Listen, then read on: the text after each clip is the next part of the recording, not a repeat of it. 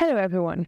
Today, we're thrilled to present the key findings from Arthur de Little's Global Future of Automotive Mobility 2024 report, with a special focus on the Middle East market. This report is based on insights gathered from over 16,000 respondents across 25 countries, including a comprehensive survey of consumers in KSA and the UAE. Joining me, Richard Parkin, one of our report's authors. Richard, thank you for being here. Romy, it's a pleasure to be here. Let's dive right in. Can we start by sharing some key insights from the Middle East region? Absolutely. There's three key insights for the region.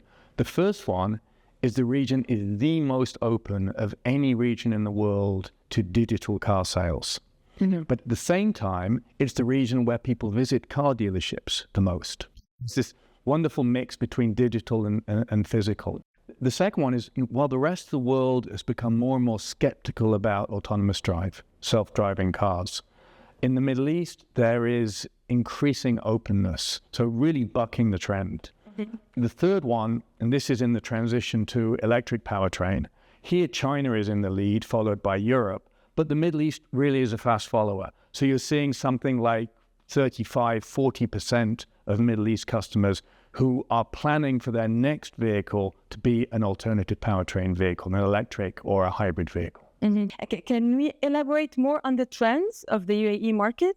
Yes, for the UAE, really fascinating in terms of digital. You've actually got 7 in 10 customers in the UAE are open to an entirely digital experience. So everything running from searching for the car online, going onto the configurator, picking the seats, picking the headliners, picking the color, all the way down to planning the test drive and actually buying the vehicle. So the transaction on the vehicle, over half the customers would prefer to do this digitally. Impressive numbers, indeed. What about Saudi Arabia? How does it compare? Saudi Arabia is really the El Dorado for the car. 9 in 10 of our Saudi respondents said they think the car is going to be more important to them in years from now than it is today. But that car is increasingly going to be an alternative powertrain car. Over a third of Saudi customers said that they plan to buy battery electric or plug-in hybrid next time. And when those vehicles become available, over 70% of Saudis are open to a self-driving car. Can you shed some light on the overall consumer behavior and the preferences in these markets? I think the biggest one, Romy, is around the physical digital sales channel. So, as we said, we've got 70% of people who want to do this purely digitally.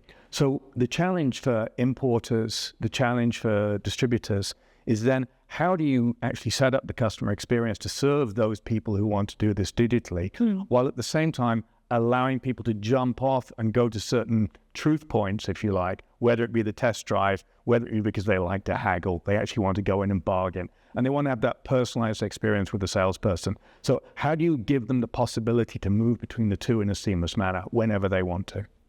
And finally, Richard, what can we say about the implications of these findings for automotive manufacturers and policymakers in the region? For the car manufacturers, now, there's a whole set of positives here in terms of the openness of Middle East consumers towards a sustainable product. Right? They were actually the consumers the most likely to cite sustainability in the world in their car choice. Yeah. But there's a whole set of anxiety around that shift towards electric powertrains.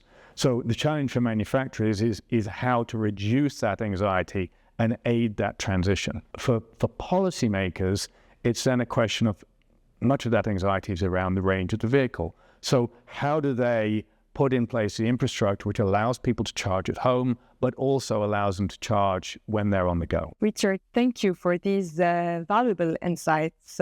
For more detailed information, we invite you to read the full Future of Automotive Mobility 2024 report by Arthur de Little on the website. Thank you for watching. Thank you, Richard. Thank you, Romy.